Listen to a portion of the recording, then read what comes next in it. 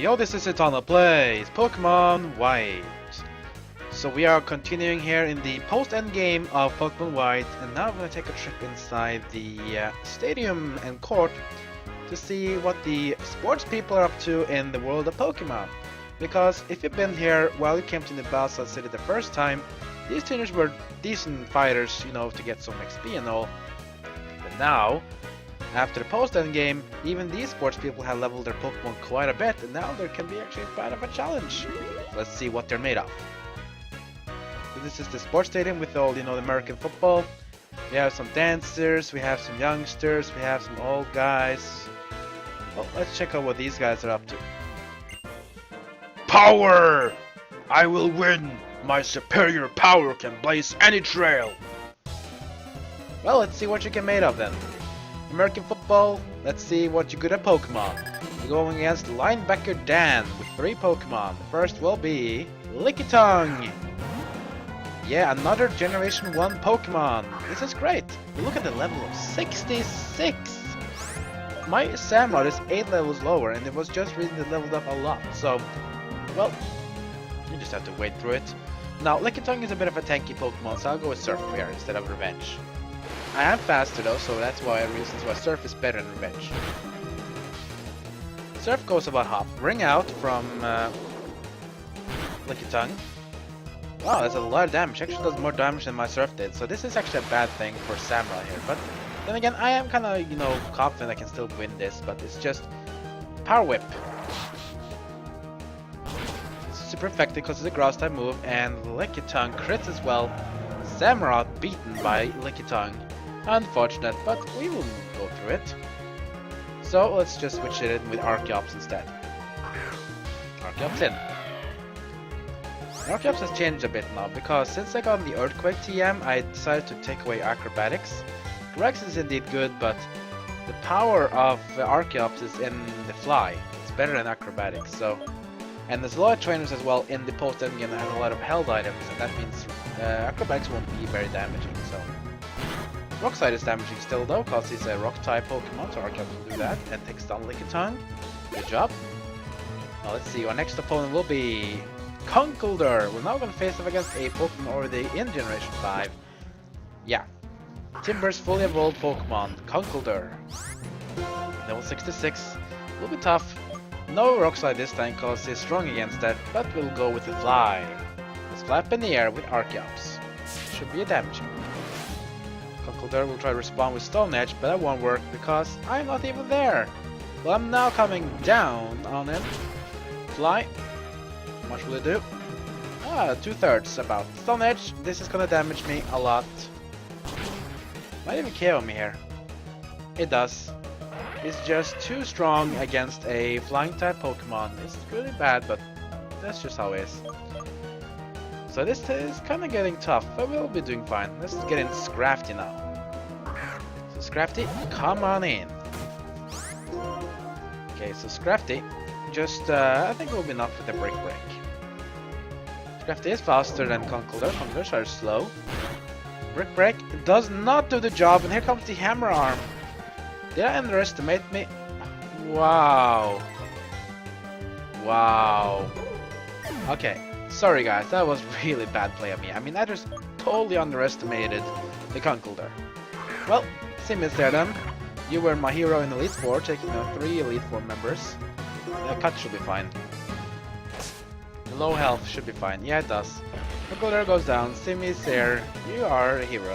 5,000 XP. Wow, that's a lot.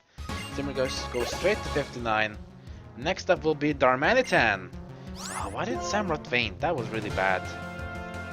Okay, so we should even had Archeops here, because just to be able to use that Earthquake move. Oh well, that's a bit sad. Well, we can take on Darmanitan with Simisair. This Darmanitan, this is the normal Darmanitan. There's also a Zen form Darmanitan, which is like when it's encased in a rock. Okay, we'll just have to fight normally. I think let's just go Acrobatics here. Taunt from Darmanitan, which means that we only be able to use moves that does damage in return. Acrobatics doesn't do too much, but that's fine. Superpower from Darmanitan onto Simisair. A lot of damage, but now his attack goes down as well as his defense. So it's technically a good thing for us. That's one of the superpower's great things. Superpower is a heavy damaging move, but it does reduce your power. Hammer Arm by Darmanitan takes me down with a critical hit. Now his speed is down as well. That's a bit lame, but oh well. Can't believe we are struggling against this guy. I think we're underestimating him a bit. Well, we'll take on Zekrom now because I can't really use Vanillux against Darmanitan because it's a fire type, so I'm not going to dare that. I'll go with the Dragon Claw on the Darmanitan. He's just a fire type, so this Dragon Claw should be doing damage. It's enough to KO Darmanitan, that's good. Zekrom gets over 3700 XP, we beat Linebacker down. Is it possible just having power is not enough? Well, you see me, I tried to outpower you without even having a strong team, and I just failed. Now the other trainers inside the stadium here, we saw more linebackers, even some other people. We can challenge them and get some good XP. So it's a good thing to do. But I had to go back to the Pokémon Center and heal because that was a really bad battle by me. And we're also going to go through the court next on the left side, which is also considering some of the athletic people. These were people playing American football, and the court side people playing basketball. It's not a kind of nice thing because Unova, think about it, it is kind of resembling New York City. You know, with the center being Manhattan, you have Bronx and Queens and so on. I'm not really that very known into New York since I'm not from New York or America in general, but oh well. It looks resembling New York City at least. The left building here we have the court. Here we have the basketball players. Let's go inside and see what they are made up of. Basketball players, we have backpackers here, we have a worker, we have a breeder, and basketball players. Let's check how this basketball player will do against me. I've always played games, but now I want to be the best player. I'll practice with a lot of Pokemon battles. Well, sure. So the linebacker kinda did have a good thing against me. Let's see how the hoopster Bobby will be doing. From American football to basketball, we're going against Mantike. This baby Mantike, the pre-evolutional form of Mantin, seen first in Generation 4. Okay, so this one is really not made to do well against for normal damage. Look at the level of Mantike, that was 67. I did now become a bad choice. I shouldn't have done using a revenge. Mainly because Mantike is a dual, I think it's a dual type water flying, or is it just a water type? Yeah, it's a dual type water flying. Okay, so we can't really fight against using it a revenge. We'll go with Slash. Slash is a better damage, has a good chance to crit. Hydro Pump from Mantike! Wow! But it doesn't do that much damage. Even though Hydro Pump is a heavily damaging move, it's not very good against another water type. Another Slash. Oh, that's a critical hit, and that's gonna be taking down the Mantike. Okay, so next Pokemon will be against Scolipede, or Scolipede. Scolipede is a Generation 5 Pokemon bug poison, so anything psychic or flying will do well here, even fire. I think I will be sticking with Archeops here, because generally I think Archeops is a good one. Just the problem is that Archeops is just a glass cannon. Take its health below 50%, it's not really that much of a threat anymore. Scolipede. Level 67, we will do fine. Earthquake is not that bad either, but bugs are generally decent strong against the ground moves, so I will go with Fly. Could have used Rock Slide too, but that's fine. Scolipede with Toxic, miss. Here comes the Fly from Archeops.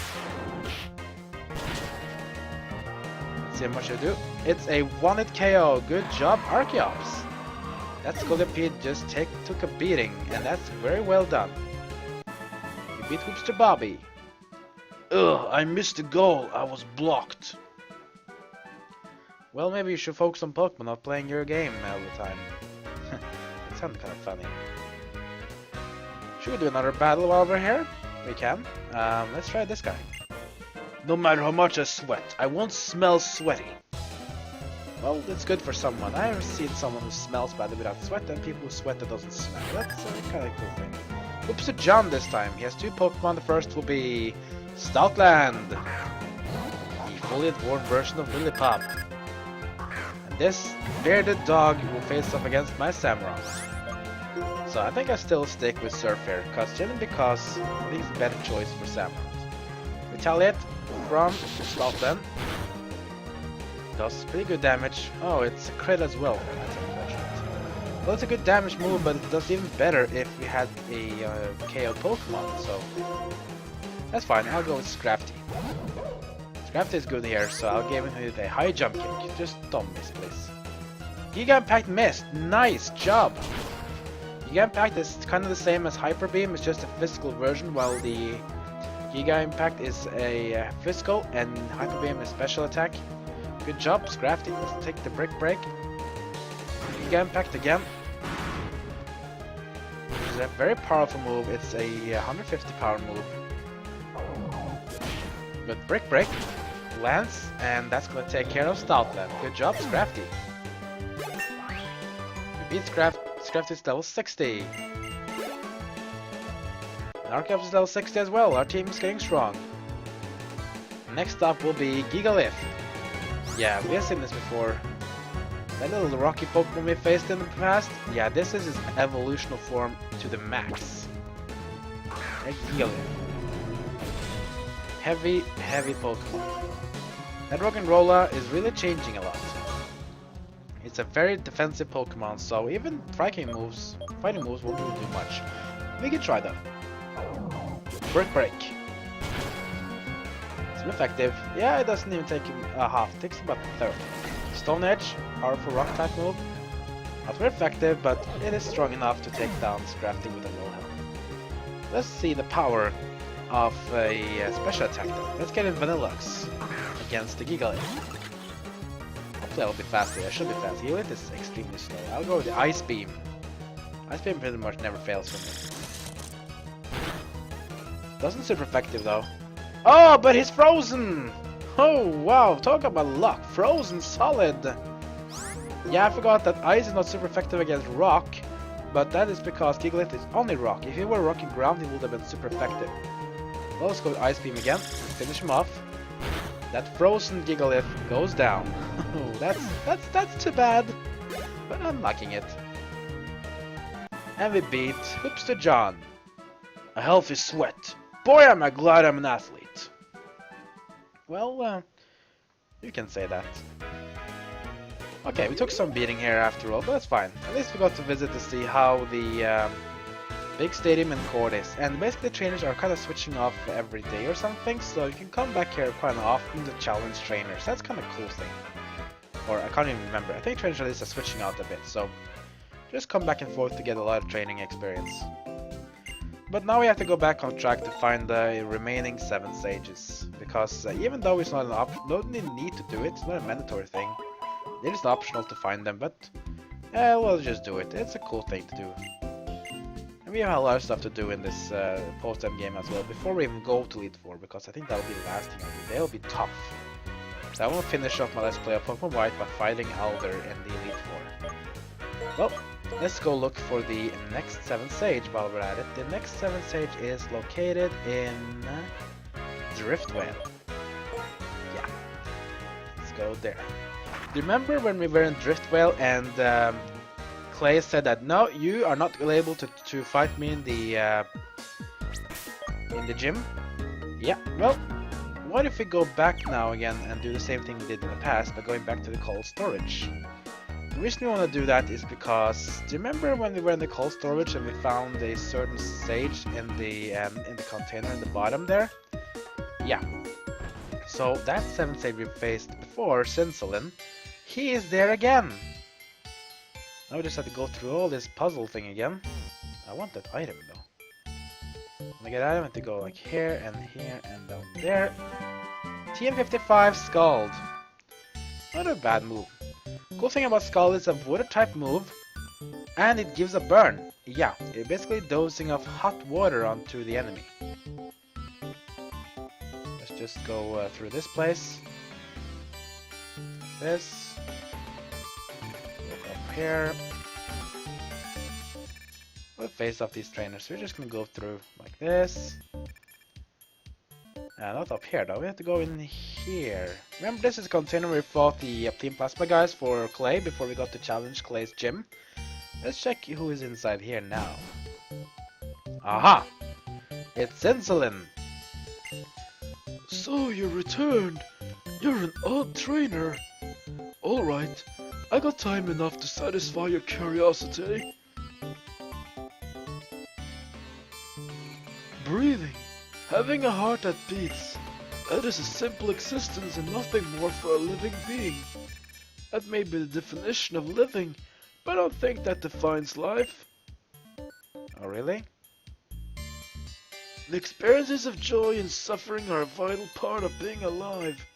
Jetsis gave me the sensation of being truly alive. What did he mean to accomplish? That isn't what's important. Okay, I guess so. Right now, I'm shivering. I'm suffering, but I'm alive. Wise words. Pokemon and people live by being together and relying on one another. That might be how you feel. If that's so, is it necessary to separate people and Pokemon? By talking to you, I discovered that there's much I need to think about. I wish I had more to give you in thanks. Here, take this. We get Team 1 Home Claws, which detective cruises attack power and accuracy. Not that bad.